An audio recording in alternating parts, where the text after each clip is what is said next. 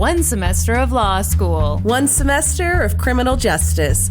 2 experts. I'm Kristin Pitts. I'm Brandy Egan. Let's go to court. On this episode, I'll talk about Jared Fogle, the subway guy. Ooh, and I'll be talking about a brutal attack on an average Midwestern family. My goodness. I have a concern. I'm just going to say Are you going to say right for off like the top. the third week in a row, oh, guys, I have a cold? Well, see, okay, here's my concern. Because we're recording a bunch of episodes really close together. Yeah. It's going to sound to our listeners like I've been sick for weeks and weeks. Listen, we're having some crazy fall into winter weather here, which really hits my sinuses hard. Like when the weather fluctuates like this, because it was like a couple of days ago, like 20 degrees. Uh-huh. And then now it's 50 degrees. And so my sinuses just rebel and, I don't know, attack me. I remember getting so mad in North Carolina because someone said to me, you know, we have a saying out here. If you don't like the weather, just wait a day. Oh. It'll change. And I was like, no, you don't. You do not have that saying. In Kansas City, we have that saying, and it's true. It's so true. Yeah, they're like, yeah, yesterday it was 71, today it's 75. You just wait a day, it'll change. No. No, how about try like it was 14 yesterday and 64 today. I have been inspired to do a little series here on the podcast. Oh, God. What you got, Brandy? Okay, so I talk a lot about how great Johnson County is. You do. You talk, maybe rub it in is probably the better way to put it. So Johnson County's my bubble. If you've been listening, you know that. That's where I live. That's where I grew up. I love it. Never gonna leave. Never gonna leave it. Hate to venture outside of it. But last week I covered a horrible case that happened in Johnson County. So I thought that I would maybe try and balance out my views on Johnson County and do a little series on some terrible things that have happened in Johnson County. I'm going to build on that case that I did last week, and I'm going to do another Johnson County case this week. Wow. I love it. By the way, how often, I mean, obviously you venture out of Johnson County once a week for sure to come to my house to do the podcast. Yeah. How often? Well, every day because I don't work in Johnson County. Oh, right. Are you trying to change that? Are you trying to like lift the salon That's up? right. Yeah, move it over. No, I don't mind going to work outside of it. I don't mind visiting people outside of it, but doing my own personal business, I like to shop in my little bubble. I like to run my errands in my little bubble. It's where I feel safe, Kristin. And now I'm going to point out over the next few episodes of how I should no longer feel safe there. Okay. I'm going to start off by saying that I got the majority of the information for this episode from an episode of Ice Cold Killers. I've never even heard of that. I was not familiar with it either. Let me guess, Discovery Channel? Investigation Discovery. Yes. So really great show. I knew a tiny bit about this case, and I was like, I wonder if I can find enough on this to do an episode about it. And I found this great episode of this show. Okay. So really helped me out. I'm so excited to do this. Get ready for a brutal attack, Kristin. You are such a creep because you say that and you have like a twinkle in your eye. The Duffield family was a close one. Everyone who knew them said they just genuinely liked each other and loved spending time together. John and Carol Duffield had married in 1965 and welcomed their first child, a daughter named Kelly, that same year. They were hardworking people and just wanted to provide a stable home and a happy life for their growing family. So they settled in Olathe, Kansas. Olathe is a suburb of Kansas City located in the southern part of Johnson County. It is the same town where the Avignon Villas from, I believe it's episode 13, the Homeowners Association from Hell. So we talked about Olathe there. Those are located there. And it's also the same town where John Robinson, Internet's first serial killer, I believe episode 29, he lived in and was arrested in Olathe, Kansas. So the Duffield family continued to grow as they welcomed a son named Paul in 1967 and another daughter named Janelle in 1970. And by 1983, they were thriving. Carol had fulfilled her lifelong dream of becoming a registered nurse. She went to school while raising her children and was now working overnights at Olathe Medical Center. And John was working in car sales. Kelly was getting ready to graduate high school, and Paul and Janelle were active in their school activities. It seemed like they were living the dream. But on January 28th, 1983, that dream would become a nightmare. Ooh. It was just before 5 a.m. John was asleep in the master bedroom of the Duffield duplex located at 1424 East Haven Lane. Hold the phone. One more time. Okay, 1424 East Haven Lane. You guys with your Johnson County. Hey, we live in Haven Lane. Olathe? Olathe, yeah. And by the way, it's spelled Olathe. Yeah, or Olathe. Olathe. Yeah. Okay, let me see here. So it's a duplex. I don't know which side of the duplex is theirs, but... It's nice. Yeah, cute duplex. Mm-hmm. Had to do some really creepy digging to get that address, by the way. I love how you say had to do when I know you love doing the creepy digging. At first I couldn't find the address, and it legit killed me. I was like, I have to know where they were living. How did you find? Just some real deep internet searching. Phone book? Essentially, White pages? Yeah. Mm-hmm. And I actually know someone that lives like 2 streets over from that. So I'm going to be cruising by this. You'll be like, hey, house. I know we haven't hung out in a while. Okay, so it's just before 5 a.m. They're in the duplex. I know that Black Bob Park. Oh, yeah. Oh, man. Sorry. This is not interesting to anyone. Interesting to anyone else. I know where this is. Okay, so go ahead. Everybody's asleep. Carol's at work at the hospital. And suddenly, John wakes up. He hears a loud noise and a scream coming from Paul. He jumped out of bed and rushed downstairs to find Paul badly beaten but clinging to life. His head had been smashed open with some kind of heavy object, and there was blood everywhere. John immediately attempted to call for help and picked up the phone to call 911, but the line was dead. Oh, no. This is the scare. Oh, no. It's real creepy. Yep. Panicked and aware that time was of the essence to get Paul help, John ran out of the house to the next door neighbors to call the police. After placing the call and getting word that help was on the way, John ran back into the house to check on his daughters. He got to 12-year-old Janelle's room first. He found her badly beaten in the face and the head, and blood was spattered all around her room. Oh, my God. She'd been pulled off the bed, and her legs were splayed open as if whoever had carried out this attack had intended to sexually assault her. But hadn't? Mm-mm. No. That's interesting. Unlike Paul, though, Janelle had no signs of life. She was already dead. Oh. Next, he ran to Kelly's room. But there was no sign of Kelly. She was missing. How old was Kelly? Kelly's 17. Oh, shit. Police were on the scene quickly, and EMTs rushed Paul to the hospital.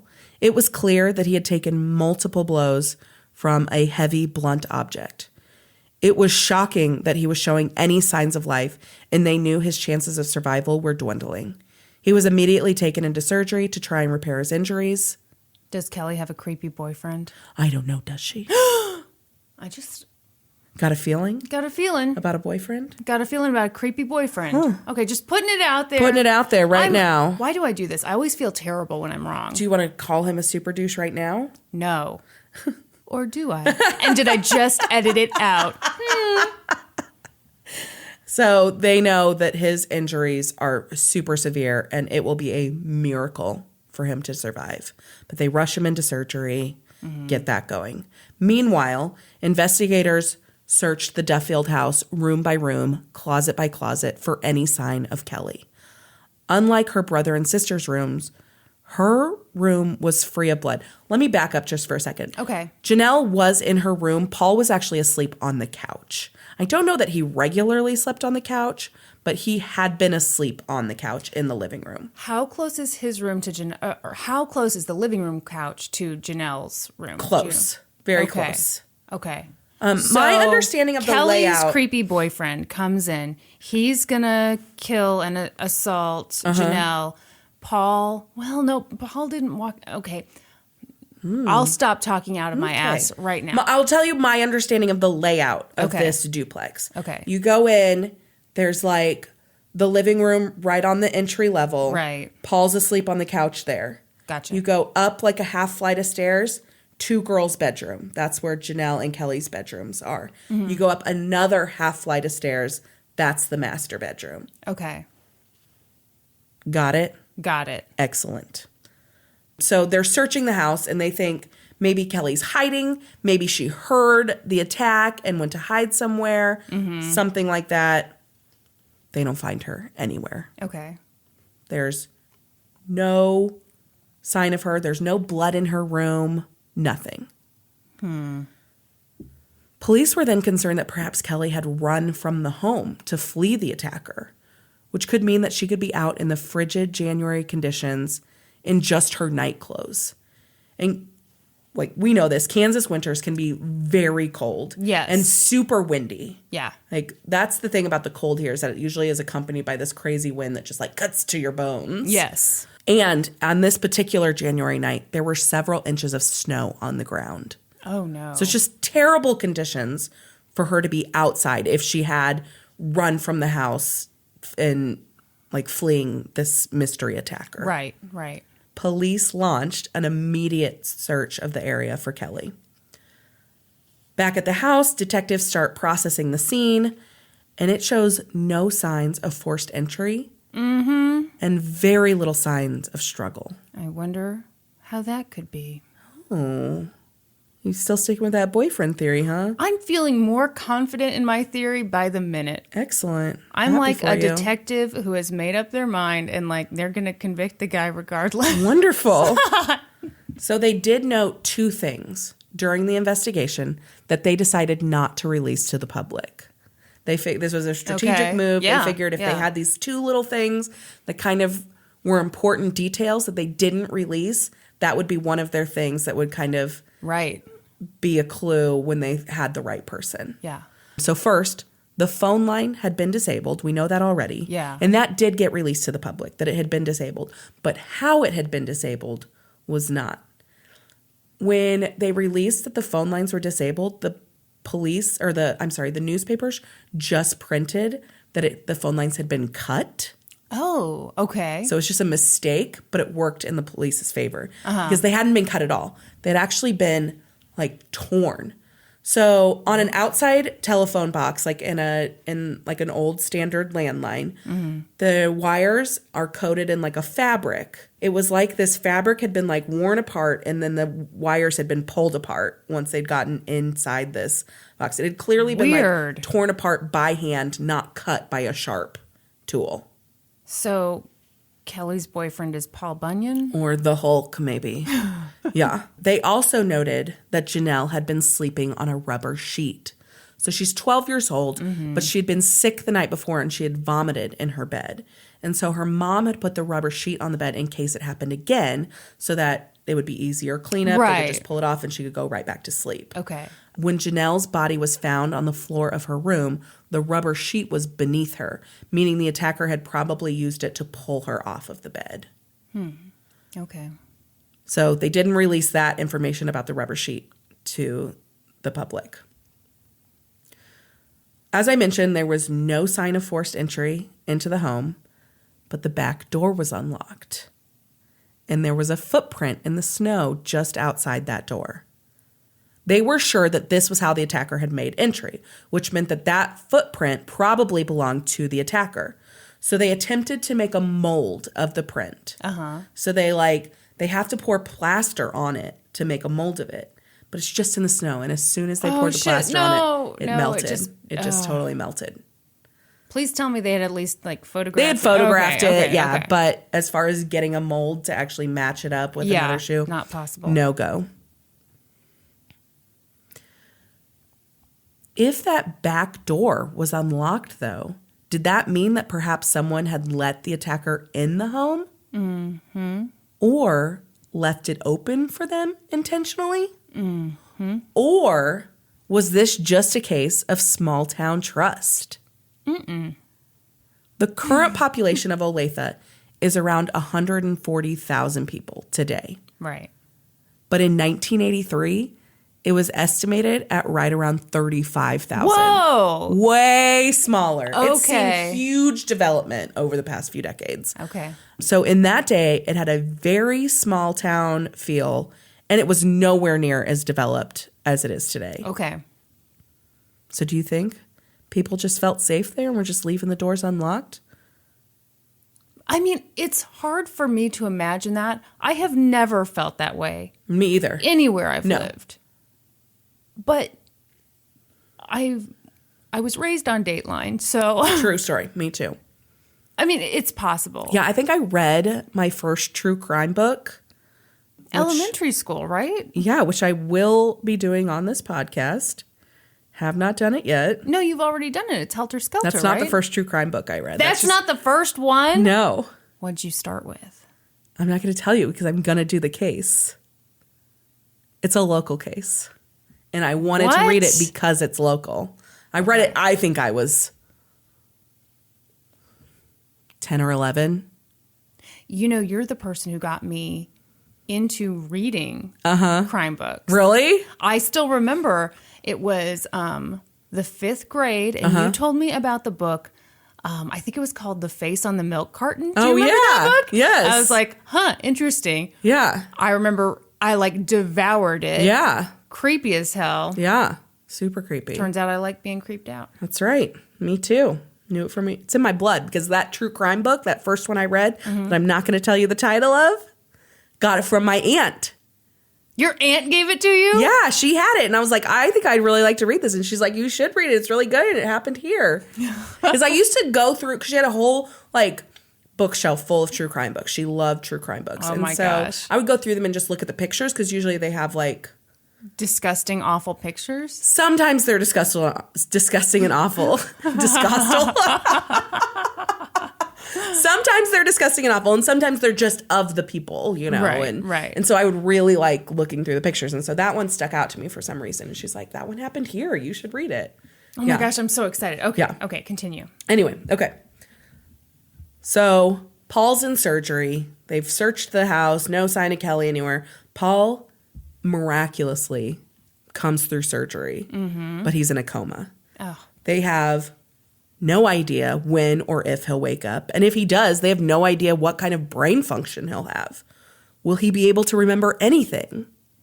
They'll just have to wait and find out. He will remember. Will he? Yeah. Will he remember that Kelly's boyfriend beat him over the head? That's exactly what he'll say. Wow. With like a Ming vase? Ming vase? Yeah. What do you think the blunt object is? Not a vase. That doesn't sound like a tool of a creepy boyfriend. Oh, okay. Would you like to make a guess? Baseball bat. All right. With one child dead, one child missing, one child in critical condition, and Carol's... Is it gross and bad that I'm making like a guessing game out of this? No, I think it's great. Okay. No, I think it's really good. Okay. Yeah. And Carol's whereabouts confirmed. She was at work at the hospital the night of the attack. That left only John's whereabouts that night unconfirmed. Oh. You haven't even considered the dad, Kristin. No, I was so locked in. Yeah. Okay. Oh, God, but why would... So detectives questioned him about it, and he essentially had no alibi. Well, he was asleep, right? I mean... He told detectives that he went to bed when Carol left for work just like he always did, and that he'd slept soundly until he heard that cry for help at 5 a.m. At best, it was a super weak alibi, and there was no real way to corroborate it. So detectives are sitting there in the interrogation room, and they're like, okay, you expect us to believe that this brutal attack happened in your home, and you didn't hear any of it. Yeah, okay, bud. But John's like... Some people are hard sleepers. John's like, though. I swear I didn't hear anything until Paul cried out for me. I did have my TV on, though. I always sleep with my TV on. There was a basketball game on, so maybe the sounds of the game masked the sounds of what were going on in the house. Mm-hmm. What do you think about that, Kristin? Does that seem like a viable option? I mean, I'm so locked in on the boyfriend that I don't even know that Kelly had. I don't know. Maybe this is a mistake. I'm kind of on the dad's side, even though I agree that's crazy. You didn't hear stuff, but at the same time, I hate to call that a terrible alibi. I mean, what else do you do at night besides sleep? Exactly. That's like everyone's alibi for nighttime. So it's true. So what do you think detectives can do to try and verify that? They say, hey, you know how we all have cameras set up in our master bedrooms? I don't know what people can do. So they're like, all right, we're going to test out this little excuse of yours. So they go to the Duffield house. They go to the bedroom. They turn on the TV at the level of volume that it would have been on. Right. And then they have a police officer go down to the main floor and make all kinds of noise, all kinds of crashes and bangs and different noises. Yeah. And they couldn't hear any of it. Whoa. No sound carried to the master bedroom. Well, I mean, it is multiple floors. Yeah. They couldn't hear any of it at all. Okay. John's story checked out. But they still weren't sure. Sure, that doesn't necessarily mean he didn't do it. But he agreed to take a polygraph. He told the lead investigator, you can do anything to me. I do not care. Just get it done so you can clear me and get on to looking for the real suspect. Yeah. He's like, I'll do whatever you fucking want. Yeah. So they hook him up. They do a polygraph. The results show that he was being completely truthful. Mm-hmm. And John was finally cleared. He was just as much a victim as anyone else here. He was a grieving father. Yeah. And one of his children was still missing. Oh, God. You got one dead. Yeah. One in critical condition in the hospital. And you have no idea where the third one is. With her boyfriend. Oh, you think? Yes. Mm-mm. I'm becoming even more confident. By this time, the search for Kelly had been expanded.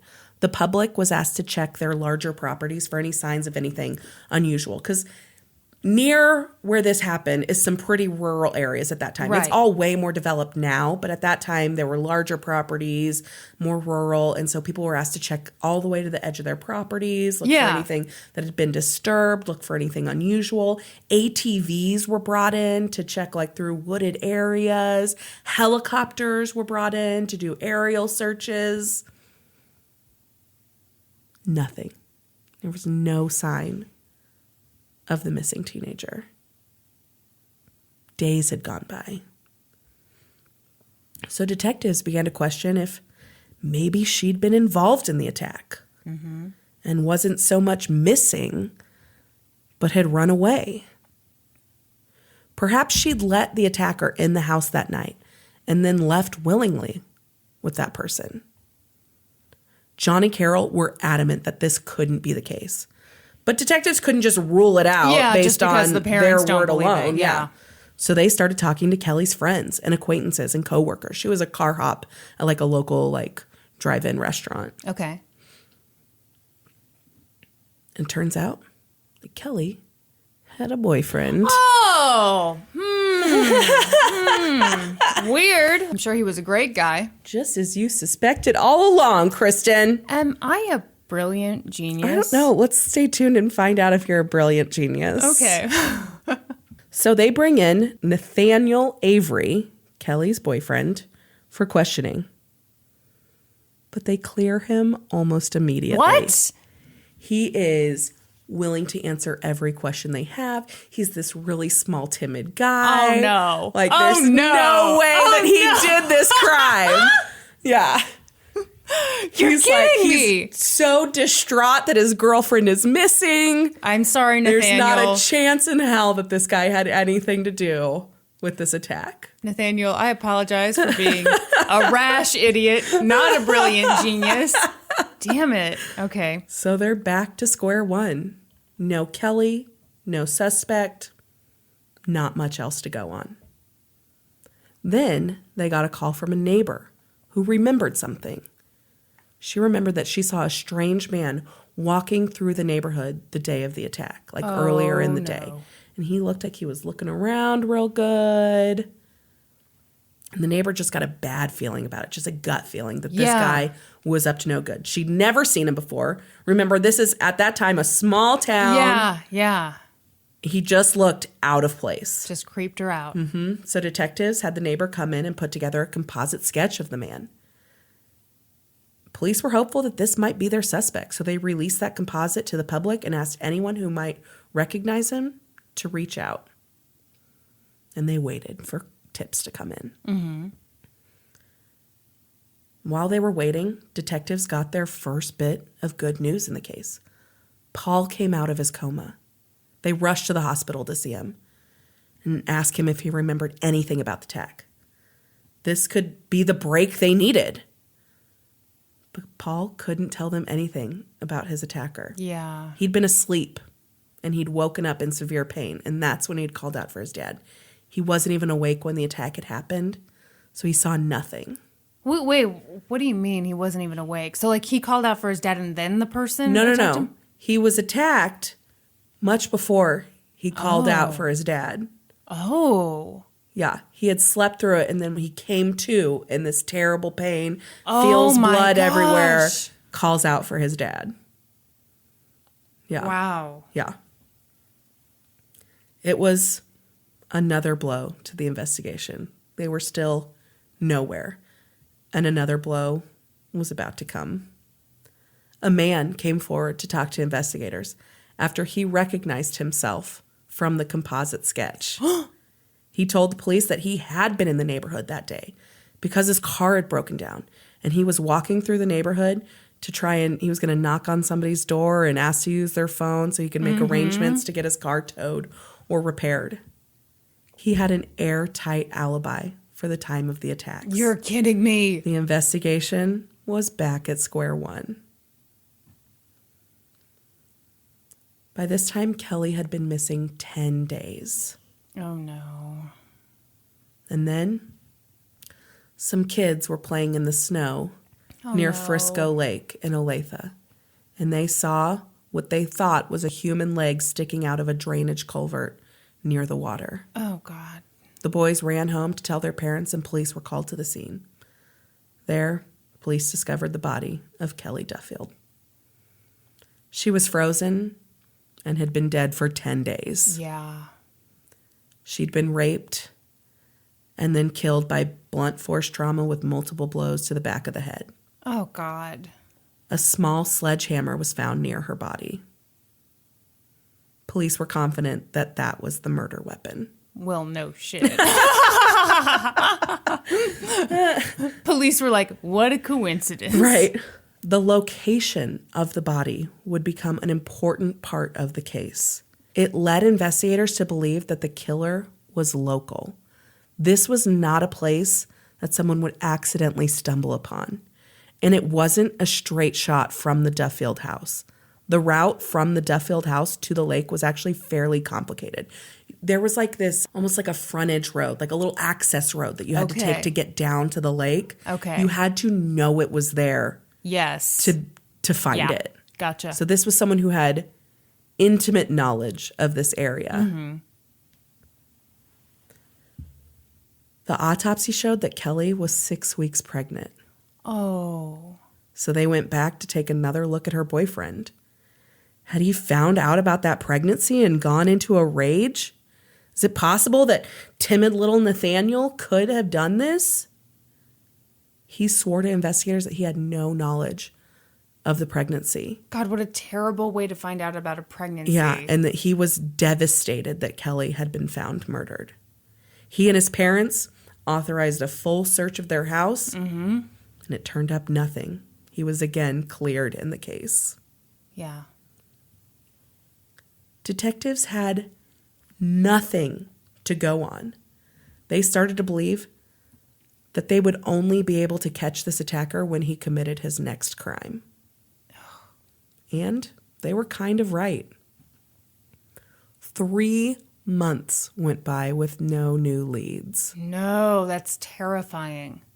Then police got a break. In April, police got a call from a woman who was assaulted outside an Olathe restaurant. A man tried to get her to go in his car with him, and when she told him no, it became physical. First, he tried to force her in the car, and when she fought back, he snatched her purse and took off. So she calls the police. Hold on, what restaurant? I don't know. Damn I it. wish I knew. I wish I knew.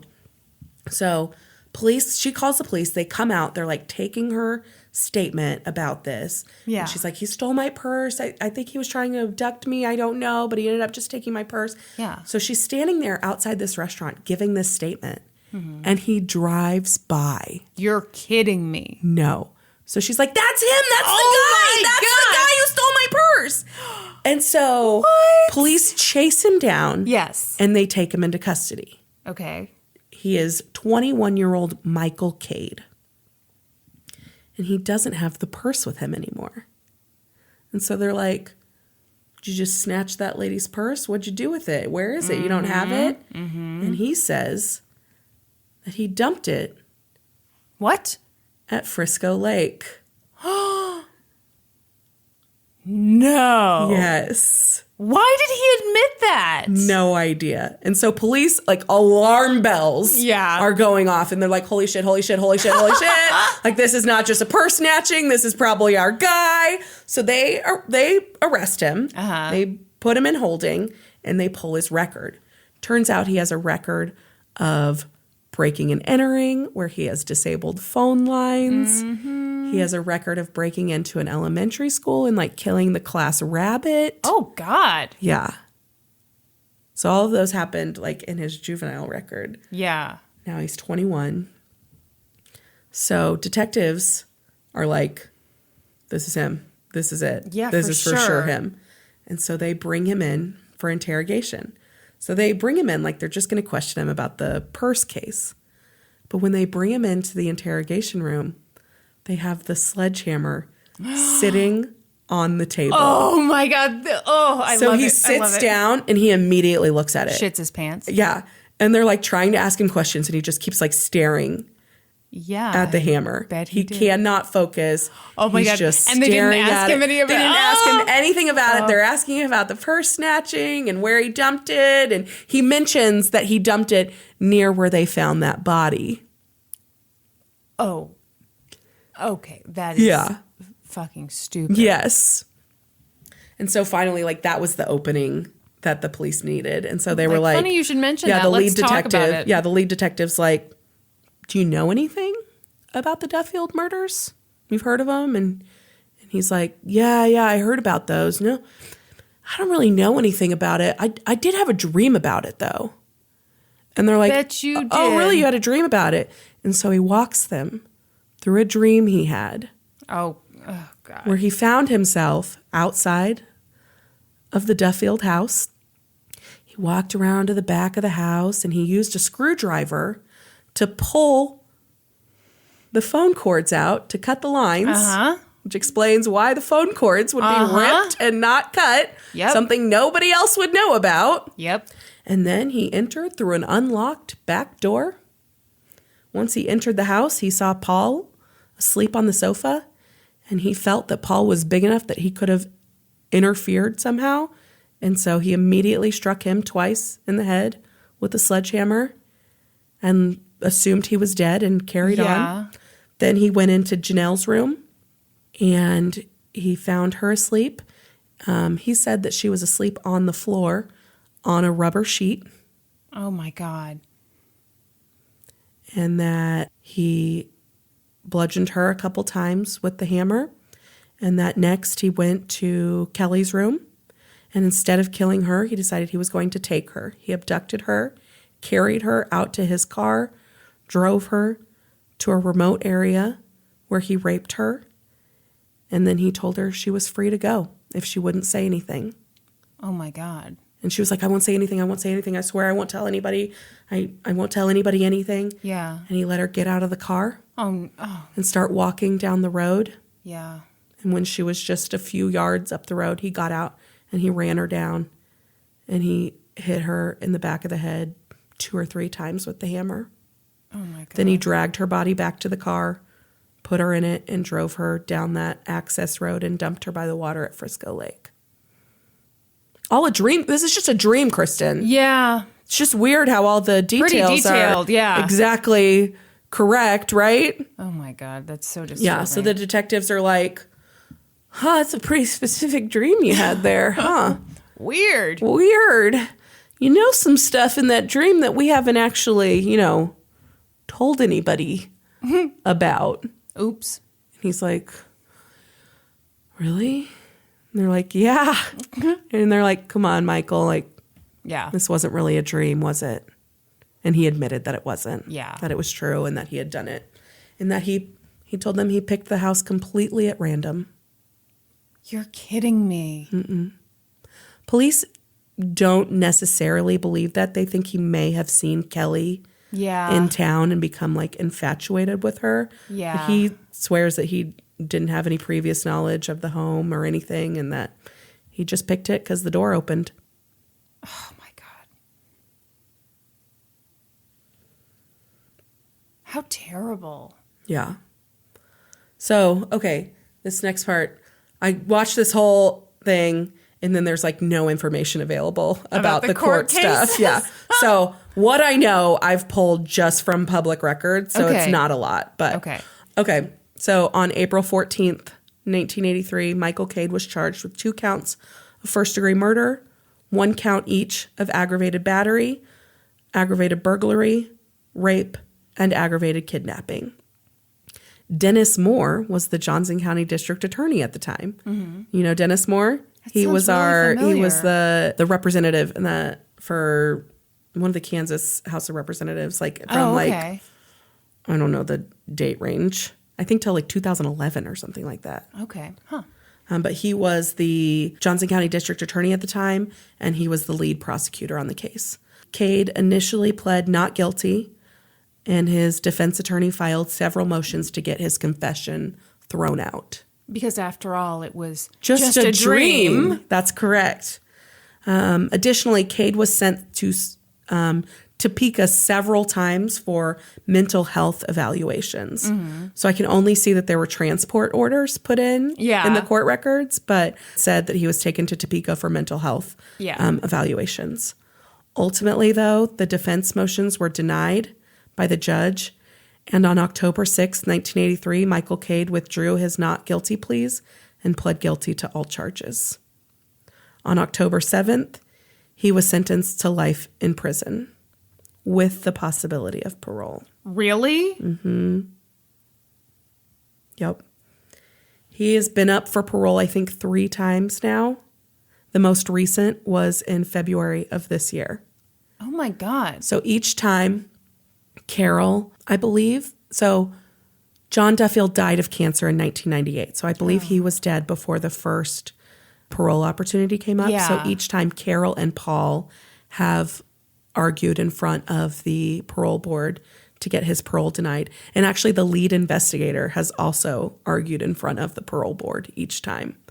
I can't believe that that's even a possibility for him. I know. It's nuts.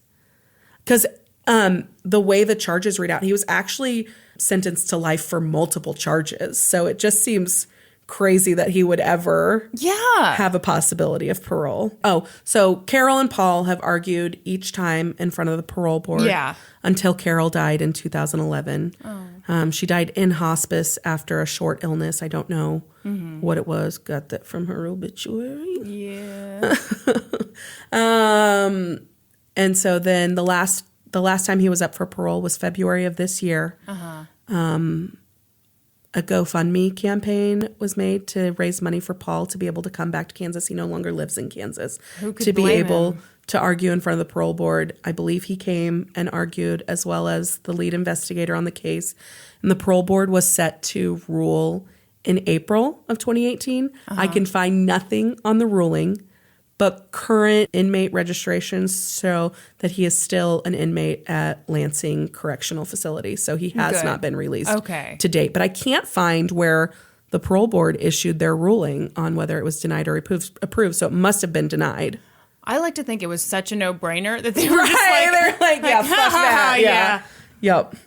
So Paul is the lone survivor of the Duffield family. Oh my gosh, poor Paul. Poor Paul. And he suffers, I believe, some lasting handicaps from his horrible injury. Yeah. I don't know. I believe I read somewhere that it damaged like his reasoning skills or something like that. Well, yeah, I mean, hit multiple times in the head with a sledgehammer. Yeah. At one of the parole hearings, I know he said, like, I have to live with the physical scars of this night for the rest of my life. Yeah. This guy should be in prison for the rest of his. Yeah. Not to mention the emotional scars. Absolutely. Oh my gosh. That is the case of the Duffield family in safe-ful little Olathe in Johnson County. That is crazy. Isn't that crazy?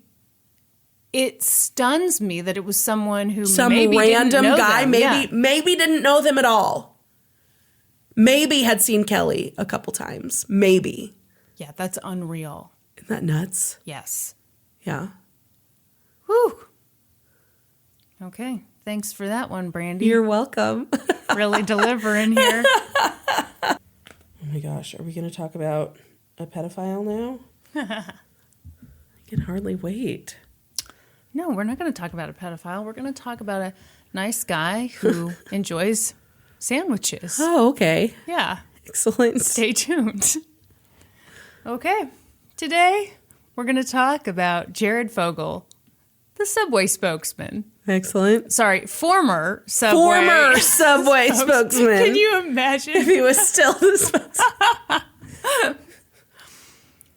Let's talk about Jared. Are you familiar with his story? Yeah, he lost like 200 pounds walking to Subway every day, eating a sandwich. It is a story that is embedded in all of our minds. When Jared was a student at Indiana University, he weighed 425 pounds. Yeah. And in just 11 months, he lost an astonishing 245 pounds. Holy shit. That is astonishing. Yeah, it's ridiculous. Yeah. How did he do it, you ask? Mm-hmm. He went to Subway. He went to Subway a lot. Yeah. For lunch, he'd have a 6-inch turkey sub. And for dinner, he'd have the 12-inch Veggie Delight. Ooh. He'd get a diet soda, a bag of baked chips or pretzels with each meal, and he never added cheese or mayo or oil to his sandwiches. Just mustard. Mm-hmm. That all sounds disgusting. Yeah, I don't want that sandwich. Who wants a sandwich with no cheese on it? Yeah. I ask you. Norm. I feel like he didn't want that. It's just that we didn't have cheese in the house that one time. All right. Well, he ate it. Yeah. I'm with you because to me, if there's no cheese for the sandwich, no sandwich. No sandwich. But then thanks, again, I'll pass. I'm not that You're into not a sandwich. sandwich person. You don't even know if it's turkey or ham. Yeah. Okay. Yeah. Try and come back, Kristin. I can't come back from that. So in other words, he went from eating more than 10,000 calories a day to eating about 1,000 calories a day. Wow. Also, this is never mentioned anywhere, but what college student can afford to eat out twice a day? I know, twice a day. Who was funding that? I don't know. One of his former roommates. Although, What? if he was ingesting that many calories before, Yeah, you're right. he was probably spending so much on food that it was cheaper to do this. Probably. Yeah. Okay. One of his... I'm sorry, did I just defend Jared Fogle? Because I'll take that back. Stay tuned, folks, because Brandy's going to defend him all the way through the end of this episode. I will not. One of his former roommates noticed his weight loss and said, "Hey, I want to write a story about you for the Indiana Daily Student." Mm-hmm. So Jared said, sure. And a while later, Men's Health wrote about him. Mm-hmm. The headline for that article was, "Stupid Diets, ... that work." Wow. Pretty soon, Subway found out about Jared and they were thrilled. They were like, wow, this is a crazy story. I bet it could sell some subs. Mm-hmm. So they created an ad campaign featuring Jared. Jared's first Subway commercial aired on January 1st, 2000. Brilliant timing, I think. Yeah. Everybody's got their New Diet Year's craze. resolution. Yeah. The commercial told the audience his story. Do you remember these commercials? Yeah. I remember them so well. Oh, yeah. And at the end, there was this disclaimer that said, "The Subway diet, combined with a lot of walking, worked for Jared. We're not saying this is for everyone. You should check with your doctor before starting any diet program. But it worked for Jared." Mm-hmm. After that commercial, sales shot up by 20%. Holy shit. Well, do you remember all of a sudden Subway became Subway's like healthy. Yeah. which is total bullshit. It is bullshit. I mean, yeah. all I've ever ordered was like the meatball sub with a ton of cheese and the Italian BMT. Yeah. Neither of those are on the healthy menu. Cheese, oils, fats. All of it. Okay. And I don't like baked chips. I'm sorry. Yeah. I don't mind them. I like the baked barbecue ones. Those are pretty good. And I like them. I'm sorry. You can scowl at me all day. And they're the texture makes them kind of like a Pringle. Don't you like Pringles? I love Pringles. Don't you dare compare They're kind of like a Pringles to Pringle. Yeah, in the way that lightning is kind of like a lightning bug. I mean, No, it's not. What the fuck is the matter with you? What the fuck is the matter with you? So, sales shot up. Jared went on to film more than 300 commercials. Holy shit. His impact on Subway was insane. In 1998, Subway had about $3 billion in sales. By 2011, they had $11.5 billion. Holy shit. Yeah. And also, all these sources are like, well, just so you know, you can't totally contribute all that to Jared. And it's like, no shit. But No shit, yeah. Yeah. So, in other words, don't be an idiot. Yeah. Okay. I just hate it when they say obvious stuff like that. Yeah. Okay. Jared was the perfect spokesperson because he was just this sweet, genuine Midwestern guy. Don't look at me like that. He was so boring. Mm-hmm. He didn't have an arrest record. He didn't have a drug addiction. He never made a scene in public. Quit making that face. Brandy, he was just a nice guy with a simple story. Okay. I once was overweight, and now, thanks to Subway, I'm not. Excellent. What more do you want? Nothing. Can't imagine wanting anything more. Jared's relationship with Subway was a win-win. He became a millionaire many times over. Mm-hmm. By 2015, he was worth about $15 million. Holy shit. Can you believe it? No. All because he ate a bunch of stupid Subway. South Park wrote an episode about him. He became a motivational speaker, and he was really good at it. Mm-hmm. Did you ever watch that episode of South Park? Yeah, I've seen it. Is it good? Yeah. Okay, I hadn't seen it. In 2008, Subway did a big campaign to celebrate Jared. It'd been 10 years since he lost the weight. They sent him on a tour de pants, where he did some speeches and always had his, you know how he'd have his pair Damn of 62. That's clever. Is that why you were making that face? I love it. You didn't want to like it, but you do. Tour de pants. Hey, take the laughs where you can in this I script. love because it. We're going to get on a bumpy road in a minute here.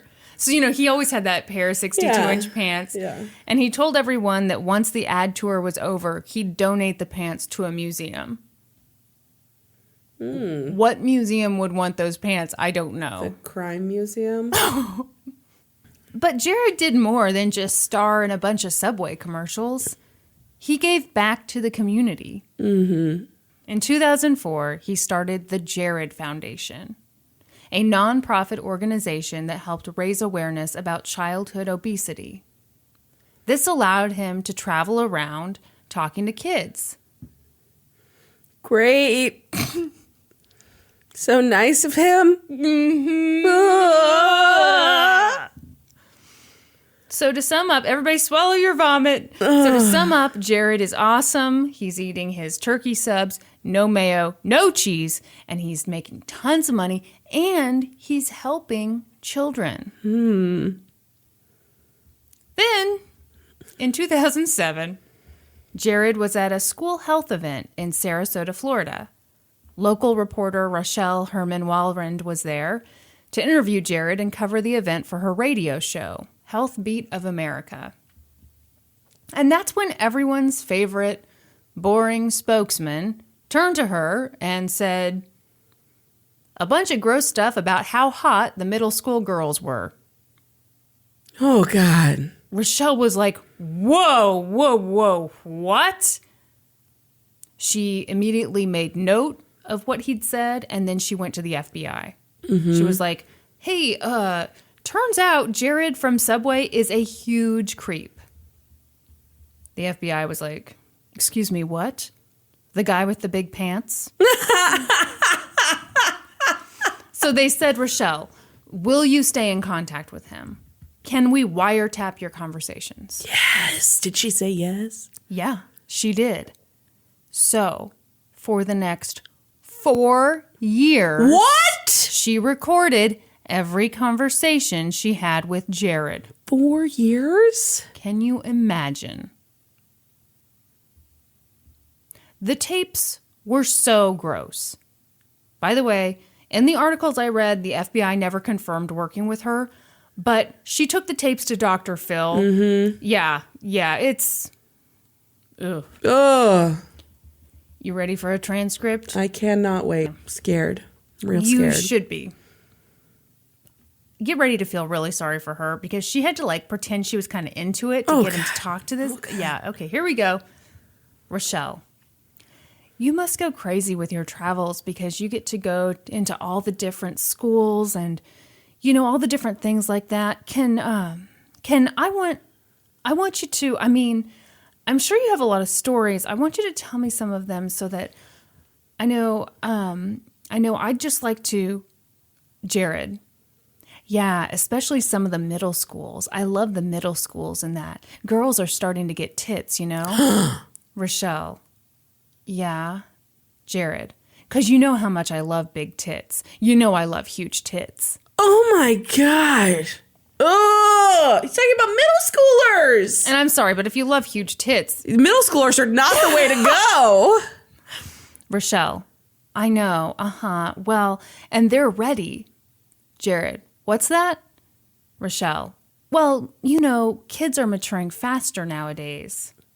Jared, I know, which I love. That's why I think it's wonderful with you is that you're able to get in early.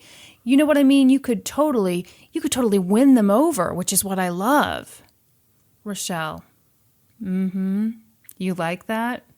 Oh, Jared, I do love that. Oh, I'm sorry, this is so gross. Oh my God, it's so gross. There's more.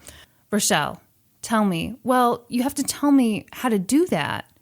Jared, just talk to him, just get to know him, just everything. And just do little touchy-feely things with them, make them feel good and a little more touchy-feely, a little more touchy-feely, a little more touchy-feely, and it's that kind of stuff. So, you look like you're about to projectile vomit. Oh, God, it's so bad. There's one more little section, and then we're going to be done with the transcript. I'm ready for it. Rochelle says, what ages seem to be the easiest? Jared, I don't know. Early middle school is probably one of the best. Rochelle, yeah? Jared, yeah, they don't know if they're coming or going. Ugh. Yeah. So your reaction to the 4 years thing was kind of like my reaction. Yeah. And there's a lot of speculation as to why it took so long for the FBI to finally get Jared, because Rochelle said she made these recordings for years, And another article I read said that when court documents actually came out regarding Jared's eventual arrest, the documents said that witnesses in Florida, Georgia, and Washington had recorded conversations with Jared about him wanting to have sex with kids. But it's possible that maybe there wasn't enough hard evidence in these tapes. They just felt like he's so rich, he'll slide right out of this, or he'll just say, oh, this was just a fantasy. Yeah. So, if the tapes didn't undo Jared, what did? Yeah. Fantasy. Thought crime. And we know Brandy's not weirded out by a thought crime at all. No. That's what we know. No, that's not what we know. I am plenty weirded out by them. I think they cannot be prosecuted. He said no actual crime has taken place. It's conspiracy. It's conspiracy to commit the crime. We will never agree on this, Kristin. The law agrees with me. It's conspiracy to commit a crime, which can be a crime. Because Cannibal Cop got off scot-free? They didn't show enough conspiracy to commit, yes. Oh, okay. You know what? I hope he comes, and I hope he gets you. Oh, my gosh. No, I don't really. Oh, God. You're going to make meatballs out of me? Oh, God. Stop. Okay, Anyway. Kristin and I may have stalked his Instagram one day, and he has some pictures of some meatballs on there. We are so creepy. We are super creepy. We get really into this stuff. Oh, yeah. I'm so glad we have this podcast. Because, before we did this, I think I've told you, Norman would come into my office at, midnight and be like, what you doing? And I'd have, a bunch of tabs open. Yeah. And I'd just be doing a deep dive into some weird thing. Yeah. And, what could I say? I couldn't say, oh, I'm working. No, yeah. I'd say... Yeah. Well, there's this weird thing that happened in 1922. History ever gets looked into, I have an excuse about it. I'm sure we're on some list. We 100% are on some list. So, what undid Jared? I bet you'll tell us. What if I was like, I don't know, guys, I didn't get that far. I got distracted. A busy week. Do you remember Jared's 100% wonderful and not at all creepy charity for kids? Yeah, the Jared Foundation. Yeah, what a douchey name. Yeah, it's super douchey. Yeah. Well, he couldn't make it Jared Loves Kids.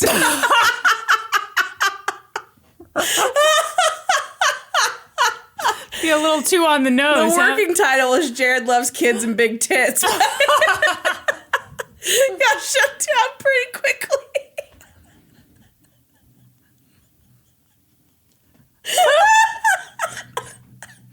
Oh, God, you're going to throw yourself into a coughing fit. Can you imagine? We wanted to name it that, but no one was applying for our grants. Don't know why. The director of the Jared Foundation was a man named Russell Taylor. Russell and Jared were good friends. They'd known each other for quite a while. So you can imagine what a surprise it was for Jared when Russell's home was raided. Investigators were looking for child porn. And they found it. Yeah. Jared immediately fired Russell and said how shocked he was by this whole thing. But he wasn't really shocked. Yeah. He was probably pissing his pants, though. Yeah, probably.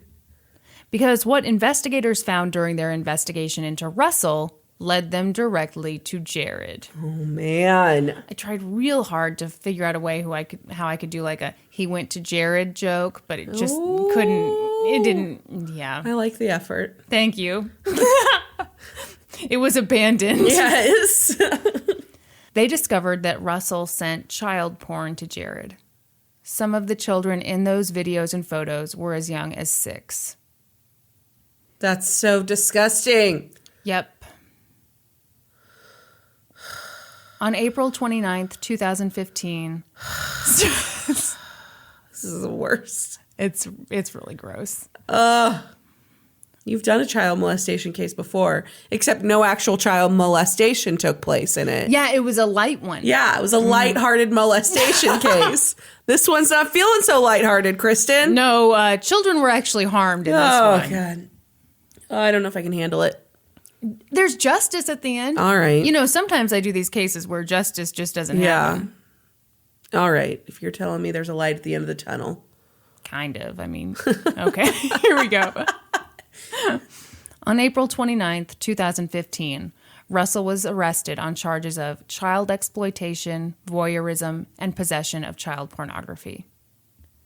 The charges against Russell were disgusting. He was accused of secretly filming 12 children between 2011 and 2015 while they were in the bathroom, showering, and changing clothes. He made more than 400 photos and videos of kids. Ugh. So at this point, investigators are now digging deeper into Jared.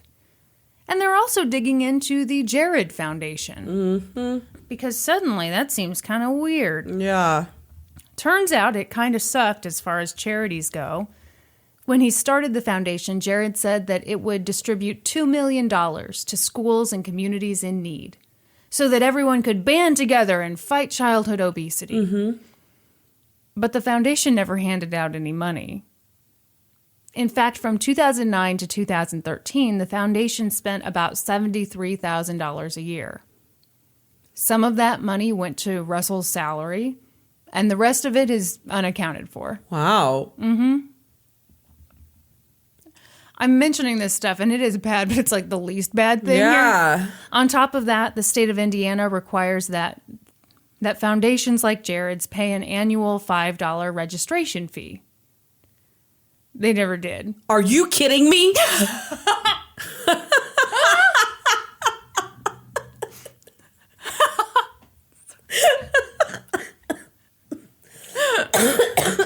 I know, Brandy. I know it's terrible. It's disgusting. I just can't even believe that people have the nerve to do those kind of things. So, once the news came out, these two were sent to the chair.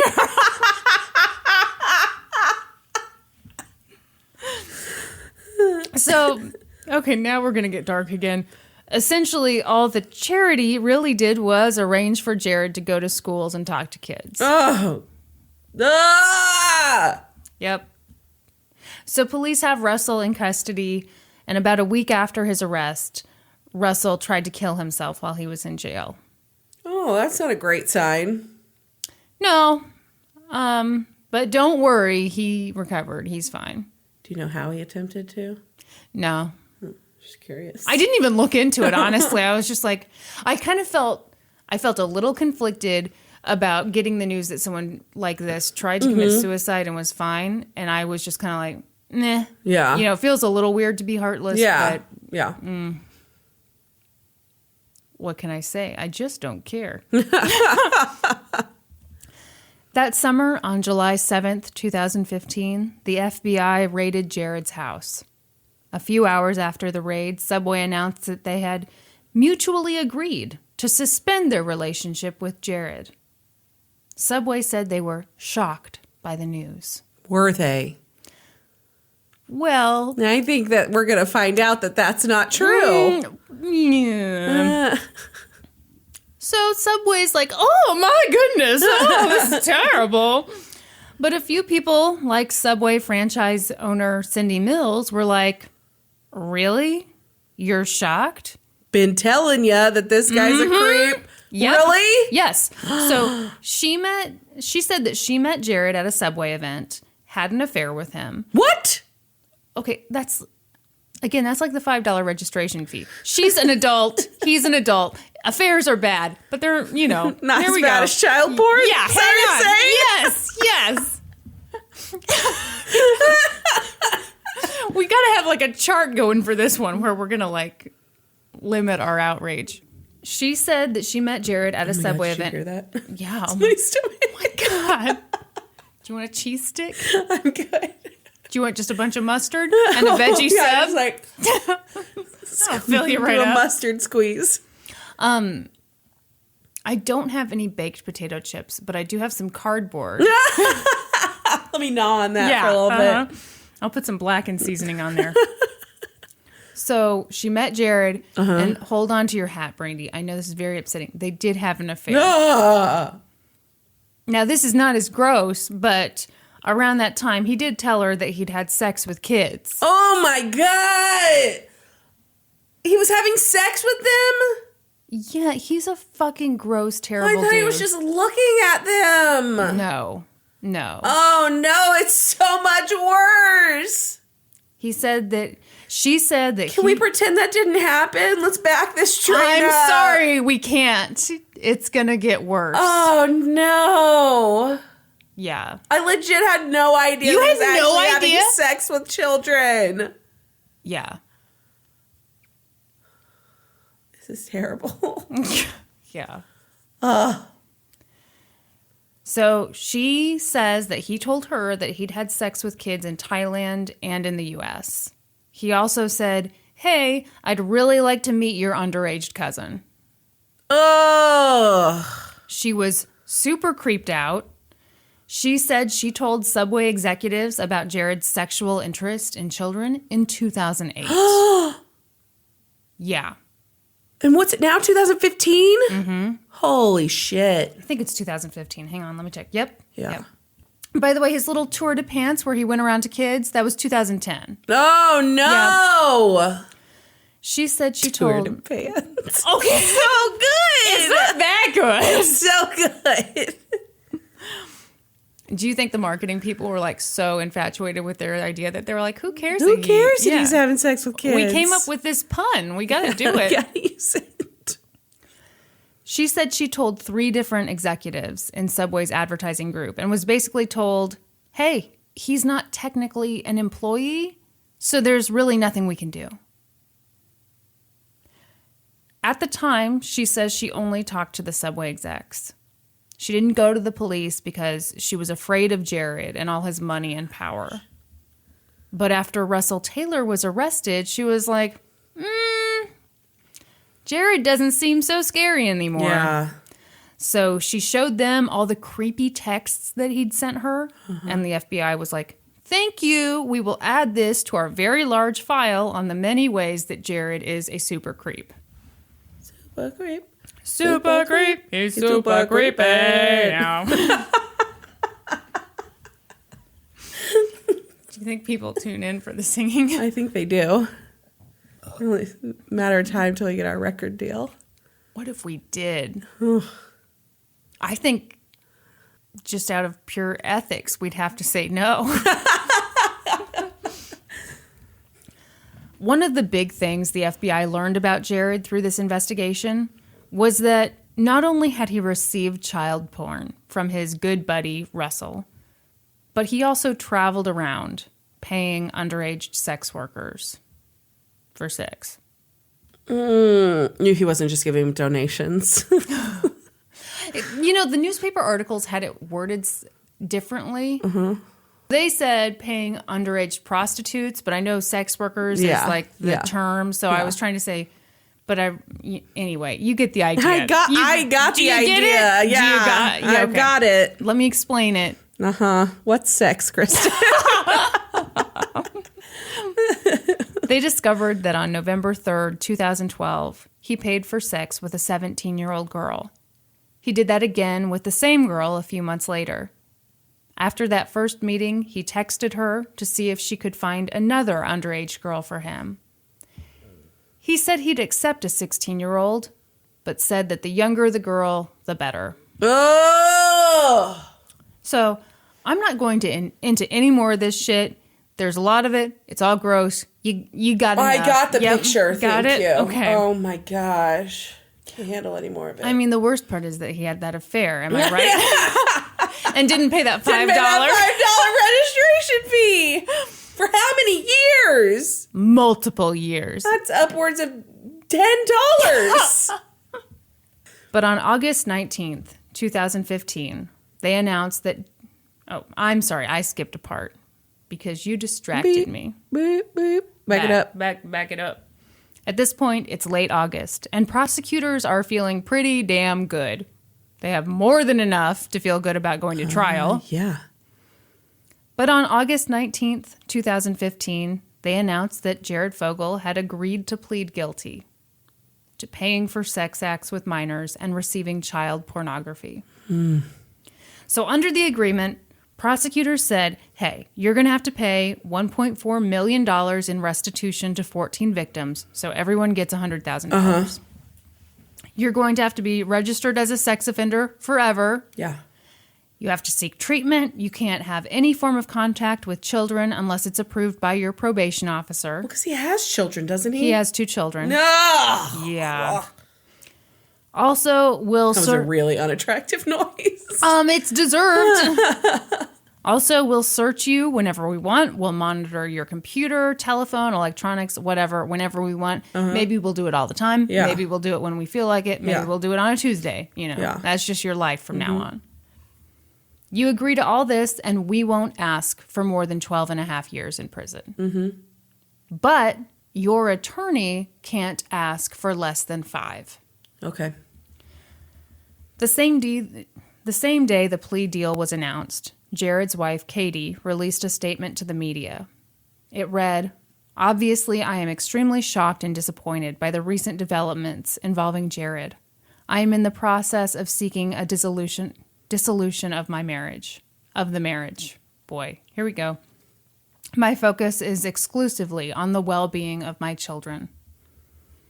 I feel bad for her. I feel horrible for her.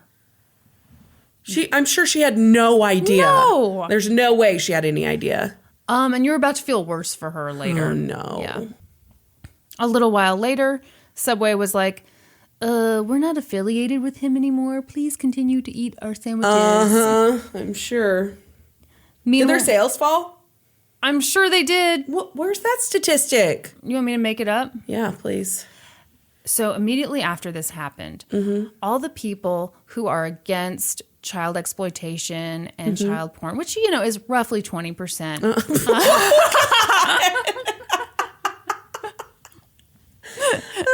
Hey, you asked me to make stuff up. Yeah, I think for sure.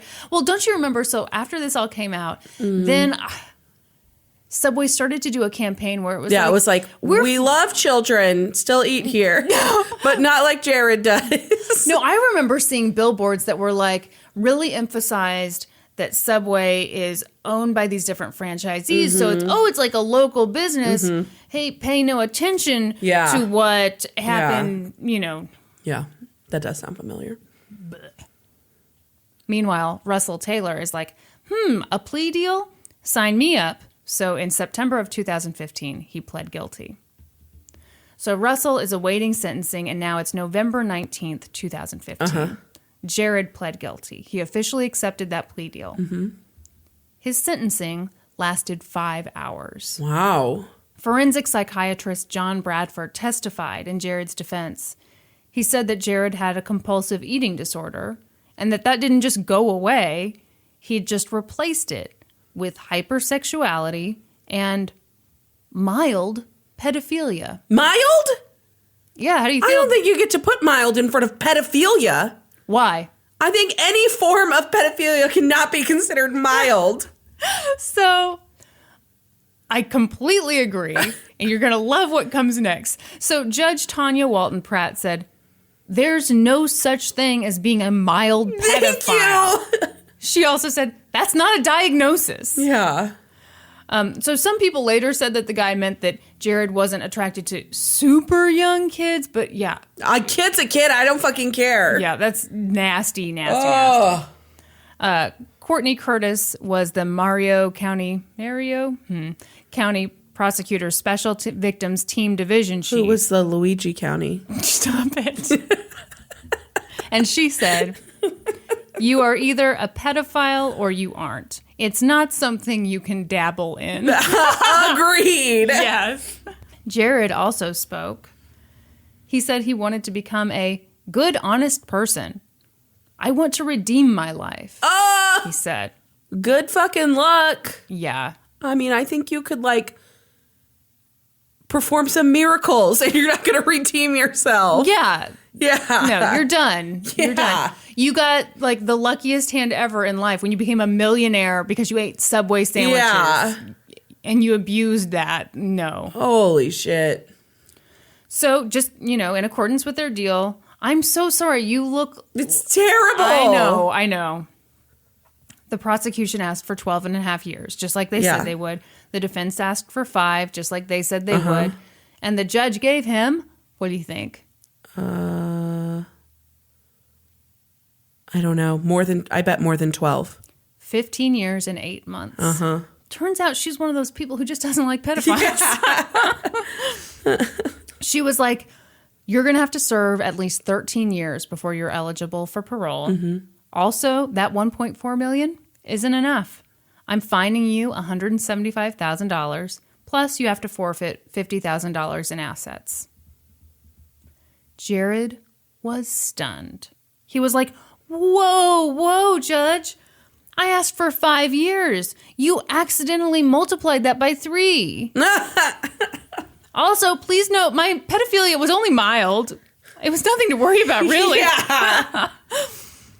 So on December 14th, 2015, he appealed on the grounds that his sentence was even longer than what prosecutors had recommended. Mm-hmm. But the U.S. Attorney's Office came forward and they were like, how about you don't reduce his sentence? Because this is just a reminder, he's a super creep. Yeah. Even more of his old texts came out. In one, he said that he craves 14-year-old Asian girls. Oh, God. And in a fun... Stick to potato chips, dude. No kidding. Oh. Do you think that's really true, that he was just a compulsive eater and then became... I think if he had an addiction and he replaced it with something, I think that's possible, but... God, wouldn't you rather be fat than be a pedophile? Oh, my God. It's like, get yourself some ribs, dude. Oh, my gosh. In a fun, flirty letter that he wrote to a friend while he was in prison, he explained that he wasn't the bad guy here. I'm sorry, what? You ready for this? He wrote, bottom line, my director of my foundation and friend did some bad stuff and tried to throw me under the bus with him. Did you not have sex with 15, 16, 17-year-old girls? Brandy, come on. He was just thrown under the bus. No, fuck off. Fuck right off. Yeah. Oh, my gosh. The audacity. I mean, this is... Oh. And also, who's writing letters to him? Mild pedophile. Did you forget? Meanwhile, with Jared's appeal in the works, Russell was sentenced to 27 years in prison. When he gets out, he'll be on supervised release, and he'll have to register as a sex offender. Mm-hmm. So now it's March of 2016. Jared is in prison, he's waiting for word on his appeal, and he's out in the prison yard getting some fresh air. And that's when another inmate named Stephen Nigg walked up to Jared, knocked him to the ground, and beat him up. He gave Jared a bloody nose and scratched his neck. A reporter talked to Jimmy Nigg, who is Stephen's nephew, and Jimmy explained the whole thing. He said, he just can't be around child molesters. He doesn't like them. He can't figure out why you do that to kids. He says, I can't be around those people. Obviously, that has nothing to do with court stuff. I just thought that was it. Yes. So a few months go by. Now it's June of 2016. A federal appeals court looks at Jared's case, and they were like, ha, ha, ha, ha, ha, nice try. Yeah. Enjoy prison. We're not changing your sentence. Yeah. Now it's September, and the parents of one of Jared's victims file a lawsuit in civil court. They alleged personal injury and emotional distress. Yeah. Yeah, fair enough, right? Yeah. Jared didn't think so. What? Jared immediately filed a motion of his own. He explained that actually it was the parents who were at fault. I'm sorry, what? Yeah, listen to this. He said they were to blame for the girls' destructive behaviors. He was like, hey, they fought in front of her. They abused alcohol in front of her. Also, they got divorced. And, you know, when you divorce, that means the kids have to rotate their living situations. They get stressed. They get anxious. So maybe the parents should shoulder some of the blame here. Oh, my gosh. Yeah. I had trouble figuring out what happened with this lawsuit. I believe it was dropped. I don't even think it was settled. A few weeks later, Jared's ex-wife, who now goes by Kathleen McLaughlin, sued Subway. In her lawsuit, she dropped a bombshell. She was like, you guys knew about this stuff as early as 2004. Yeah. Her lawsuit said that in 2004, Jared tried to solicit a young girl at a promotional event in Las Vegas. Subway handled that complaint by sending their PR manager to investigate it. Not like a police officer? No, and I have worked in PR. That person has no idea. No, we can tell you, don't say this to the media, say this. I guess you could say, hey, it's bad for our bottom line if you're a pedophile, but good God, no, not the one you send. Wow.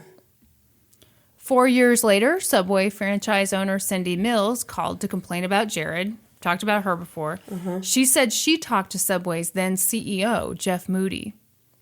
She was like, hey, he said some really sick stuff to me about kids. And Jeff allegedly told her, please don't tell me anymore. Don't worry, he has met someone. She's a teacher, and he seems to love her very much. And we think she will keep him grounded. That woman was Kathleen. So she's like, obviously feeling super betrayed and super mad because she's saying, Subway knew all about this and they like used me. Yeah. Ugh. She told reporters, finding out that your husband and the father of your children is a child predator and knowing that his job involved him visiting schools on a regular basis is devastating. Finding out that Subway did not act upon at least one complaint while continuing to utilize Jared as their spokesperson and facilitate his visits to those hundreds of schools is beyond comprehension.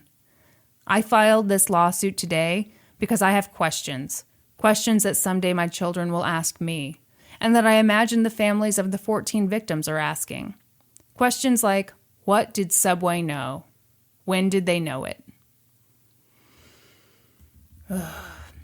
Oh my gosh. So according to her lawsuit, Subway received at least 3 complaints about Jared. Twice, Subway responded by sending PR people to address the issue, and the other time, Subway said that the issue was not properly escalated or acted upon, which I would say that applies to all of these instances, but whatever. So the lawsuit accused Subway of negligence, intentional infliction of emotional distress, and a bunch of other stuff. But a judge threw out Kathleen's lawsuit. The judge essentially said, all these incidents that you're bringing up in your lawsuit, if they did happen, they didn't happen in Indiana. The court lacks jurisdiction here, so I have to throw this out.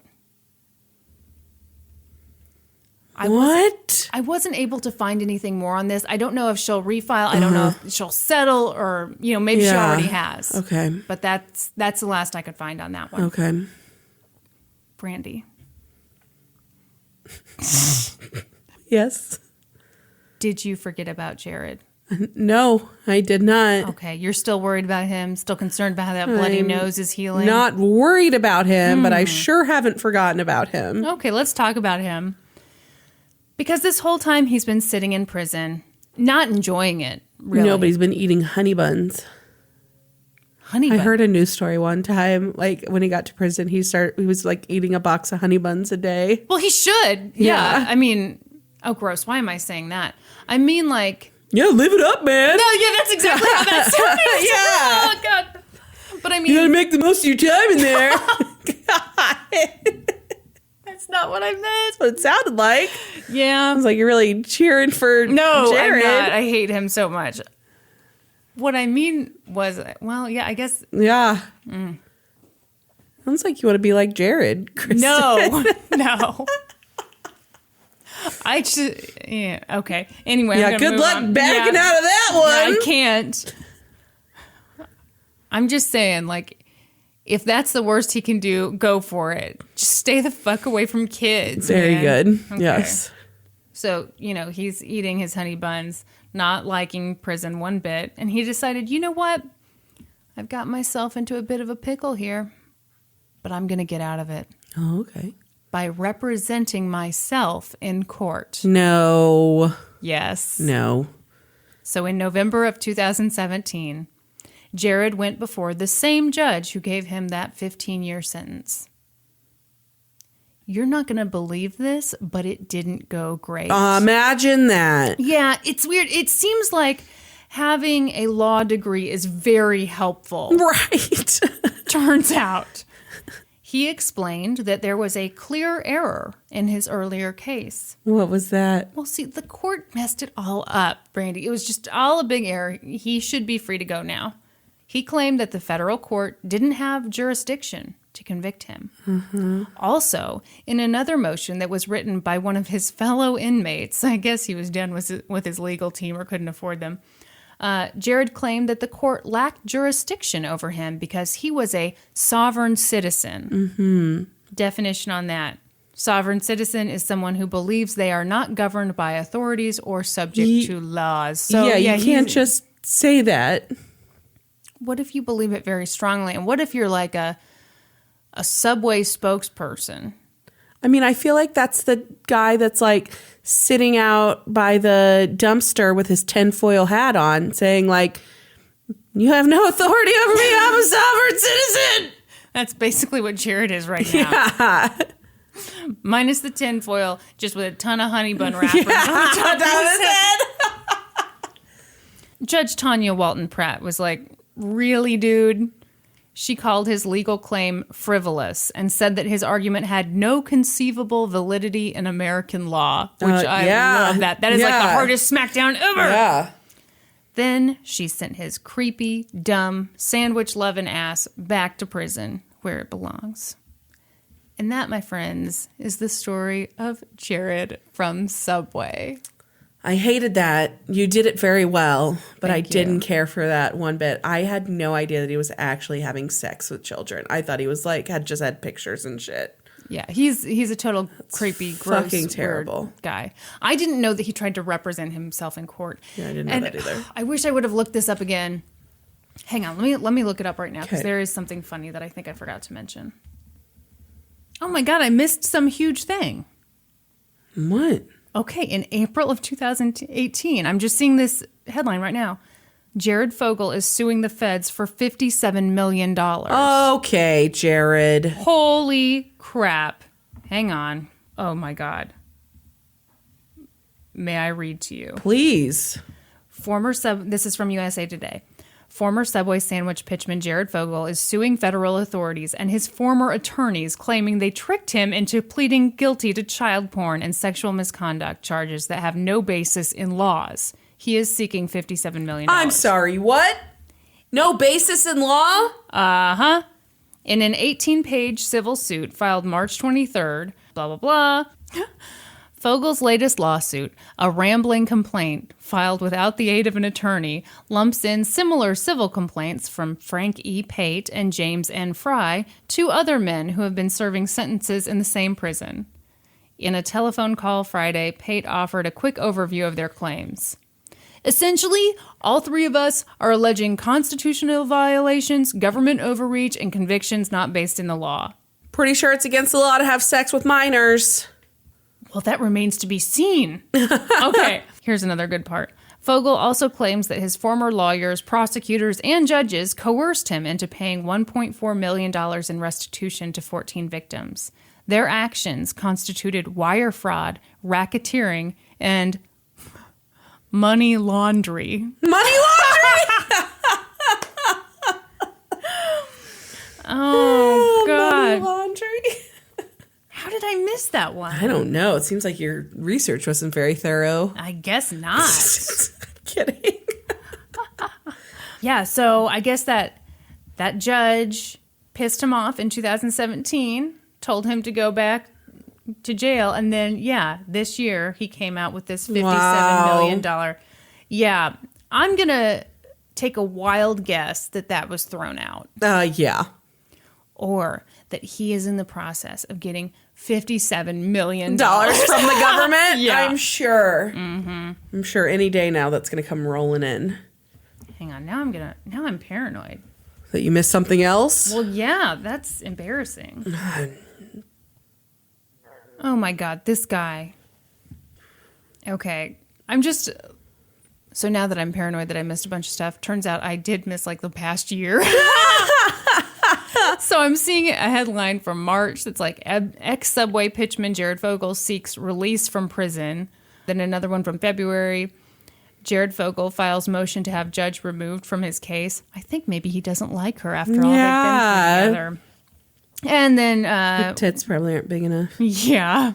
Anyway, Jared's a super douche? Is a super douche. Yeah, that's what all this comes down to. Yeah. At the end of the day, it all boils down to Jared's a super douche. Yeah. And what was it? Super creep? Is that what you said creep. Too? Yeah. Yeah. Sorry about that one, folks. I will do a better job Googling next time. It's fine. I don't think you missed any crazy information. Well, I included that $5 thing. Yeah, that was the big. Really that important. Was really the turning point. I was really on the fence. Is he good? Is he bad? Guy. He could just be thrown under the bus by this other guy. Yeah. Whoa, whoa, whoa! He didn't pay the $5. Yeah, not okay. Yeah, so that's the gross. Oh my story. gosh, I hated that. I know. Well, you did a really good job with it, but I just really hated that. Yeah. Ugh. I have a bad taste in my mouth now. Let's go get some Subway. Oh, gross. Ugh. So does it keep you from wanting to eat Subway? Well, here's the thing. I'm not a sandwich person, really. Never really liked Subway. Yeah. And now I'm on principle, I will not eat at Subway. But it's really convenient because I think their food is disgusting. Yeah. I'm not a huge sandwich person. Okay, put an extra letter in there. But not on these same lines, but I have a sandwich place I will not eat at. I won't eat at Jimmy John's. I actually love Jimmy John's. Won't eat there because the CEO of Jimmy John's is a prize hunter. Really? Yeah. He kills big game. Yeah. Oh, come on. Elephants and tigers and shit. How gross. I didn't know It's horrible. That. Yeah. Yeah, so I can't eat there now. Well, if I have to choose between someone who hunts big game I guess I'd rather them. Yeah, exactly. Neither place is good. I guess I'll have to eat at Goodson's. Ew. That's Zach's favorite. Really? Zach loves Goodson's. I think that's a local thing. I don't know if it's ever. Yeah. It's a sub sandwich place. Yeah. Submarine sandwiches. What does he like to order there? He orders the Goodson's original, standard dress, plus mayo, and something else. Onion. I don't think standard dress comes with onion. He likes a ton of onions. What he says is, that amount of lettuce you would usually put on there. Put that much onion on it. Ew. He loves onions on it. I can't even be in the house when he eats it because it smells so bad. I don't like onions, so. Oh, my God. Yeah. I bet he smells like an onion. Yeah, I make him brush his teeth as soon as he finishes eating it. I'm one of those people who, even after I brush my teeth, it's like it comes out of my pores. Yeah. And Norman does this really embarrassing thing to me, where he'll come up to me and we'll hug, and then he'll say, "You had a Caesar salad today." He just knows. It's so embarrassing. That's so weird. Yeah. Yeah. So we've got a Christmas special episode coming up. We do. And I was going to talk to you about this, but I guess we can just let people in on our brilliant process. Yeah. Should we release that early? Well, I thought maybe we would do a little Christmas treat and just release the episode a day early and let it come out on Christmas. Okay. I like that. What do you think about that? Yeah, I think that's good. Yeah. Okay, so typically it wouldn't come out till the 26th. Our gift to you is that the next episode will come out on Christmas Day. Yeah. Yeah, and it'll be a Christmas theme. And make sure that you don't spend time with your family on the holidays. Just go to your room alone and listen to us the podcast for 2 hours. Yeah. Or when you're making, that delicious Christmas breakfast for your family. Listen to our stories of murder and mayhem. I did get a warning email from one of the podcast providers who was we're going to be short staffed. So bottom line, all we can tell you guys is on our end, we will put it out on the 25th. Okay. It'll be out there. Hopefully you'll be able to access it. At the very least, it will be on our website, right? Which is lgtcpodcast.com. That's correct. You'll see our beautiful faces on there, smiling at you, and you'll be like, I didn't know they looked like that. Yeah. I'm really disappointed. I can't listen anymore. So join us for our Christmas episode. It's going to be a good time. What else you got for our listeners there, Kristin? What else do I have? this is a little embarrassing, but I'm just going to throw it out there. Oh. So my sister told me and Norm we need to start watching Jersey Shore Family Vacation. Uh-huh. You admitted that you also watched that show. I'm not embarrassed by it one bit. Fucking love it. Norman and I are into it. Yeah. They're just entertaining people. So we got into a bit of an argument about it the other day, Kristin. We did. Yeah. Kristin texted me because she and Norman were having a heated debate over... We were throwing stuff. It was who bad. is the best cast member? And my answer was simple. It was easy. I didn't even have to think about it. Pauly D, hands down, the best. Mm-hmm. What'd you and Norm say? Okay, so Norman said Pauly D. Uh-huh. Although, see, we had trouble with it because we like a lot of the characters. I love all of them. Yeah.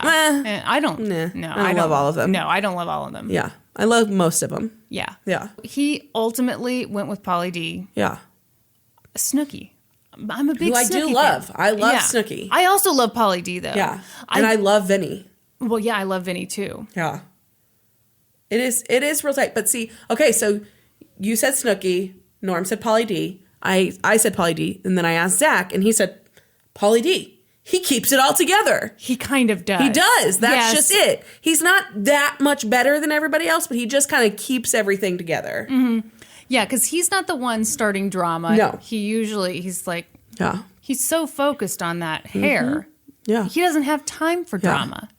Yeah. So Kristin couldn't believe he still had oh my God, I was the blowout shocked. all these years shocked. later. And I said, what, like he's going to cut it and lose all his Guido powers? Absolutely not. I am shocked given what you do for a living that you're not more bothered by that hair. What other hair could he rock? Nothing. He's a handsome guy. He is. He's a good looking guy. Yeah. He could do anything else with that hair. Yeah, but it's like his hair's like trademarked now. He loses the hair. He loses the identity. Then he's just Paul Del Vecchio. How do you know his full name? I'm not sure if that's his last name. I think it is. I'm not positive. Here's how into it I've gotten lately. Yeah. I looked up all of their net worth. Uh-huh. Who do you think is the wealthiest? Yeah, let's play this game. Hang on. JWoww. That was my guess, too. That's because not of the right? tanning stuff. Yeah. It's not right. Oh. Hang on. Okay.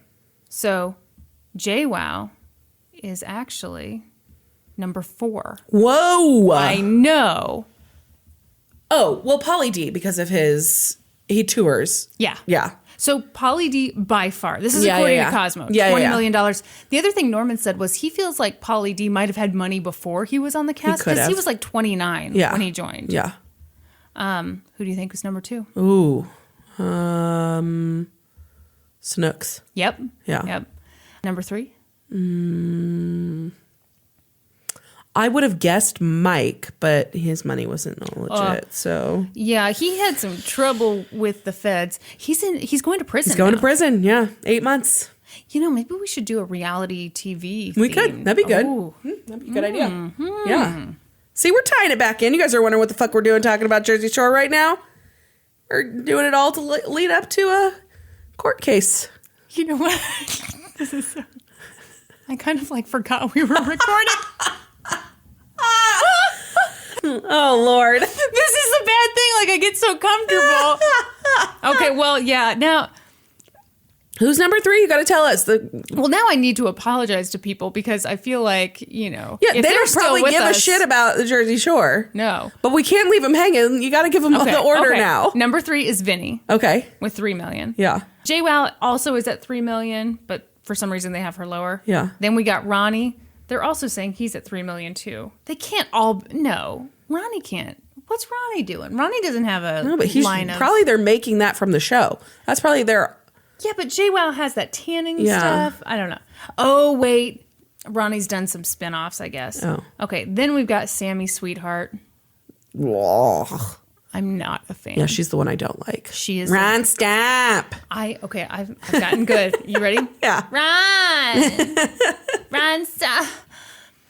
I love you. I want to know what we are. All I want to know is who wrote the note. Who wrote the fucking note? Okay, it starts to sound kind of Minnesota, but you get the idea. Then we've got Angelina. Oh. I'm a fan. Not a fan personally. She's worming her way back in. She's fun to watch on the show. Yeah. And then we got Dina. Yeah. And then we got Mike. Yeah. Situation.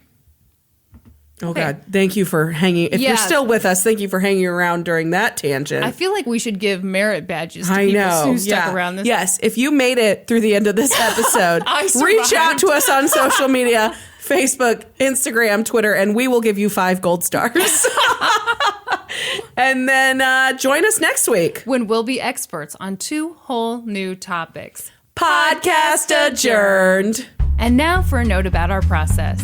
I read a bunch of stuff, then regurgitate it all back up in my very limited vocabulary. And I copy and paste from the best sources on the web, and sometimes Wikipedia. So we owe a huge thank you to the real experts. For this episode, I got my info from the Washington Post, USA Today, Dr. Phil, CBS News, the Mercury News, and Wikipedia.